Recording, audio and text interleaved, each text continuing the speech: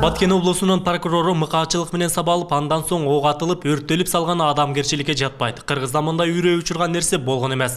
Мындай пикирди Анарбай Мамажакыповдун туугандары анын өлүмү тууралуу өз версияларын айтып жатып билдирди.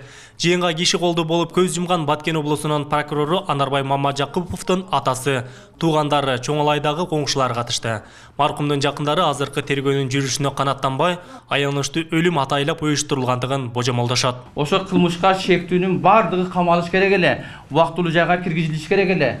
Ал жерде бир гана адамды мас кылып алып, кармап алып киргизип коюп, калган ошо менен бир күн кечке болгон, чогуу барган, бар жокту уюштурган ошол кесиптештери, ошо Баткен облусунун прокурорлору, 2 орун басары, 2 начальник отдели жана Баткен облусунун прокурору бардыгы эмне үчүн убактылуу жайга киргизилип турбайт?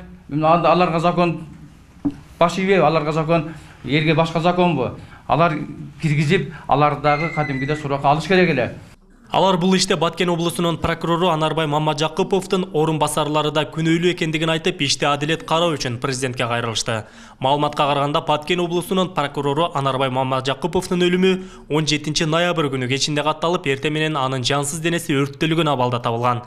Кылмышка шектүү катары Баткен облусунун капиталдык курулуш башкармалыгынын башчысы Мелис Калыков кармалып, 2 айга камакка алынган. Артынан аяны қалды, 4 баласы қалды. 80-де шығып атқан ата-ана не болып атады? Ол менің туғандағысы не болып атады? Аңчылыкка чыгып кечинде чуулуу окуянын болушу бир эле адамдын колунан келбестигин маркумдун атасы Кубатидин Мамажакыпов божомолдойт. Атайын пландалган, же болбосо бир макулдашылган, ушун кете берсин, сен тоого кете бер, биз калабыз деген ойлор болгонбу, билбеймин. Кыскасы ушуну менен ушул бала жок болуп кетти. Адамы түнү менен өлтүрүп атып, анан менин балдарым чоңалайдан угуп, ошо жерден машина менен барганга чейин алар баягы тапкан эмес да, издешкен эмес, эмне кылганын билбеймин. 20 жылдан ашык иштеп келген киши иштей берет деп ойлоп турмун да. Кылмышты иликтеген прокуратуранын ишмердүүлүгүнө маркумдун жакындары ишенбөөчүлүк көрсөтүүдө. Анткени адилеттүү каралбай, чындык жоктугун айтышып, атайы көз карандысыз иликтөө жүрүшүн өтүнүшөт. Ал эми жабырлануучулардын башкы талабы кылмышка күнөөлүү адам өмүр бою камалышы керек. Шектүү деп кармалган кылмышка шектүүнү айтып атпайбы?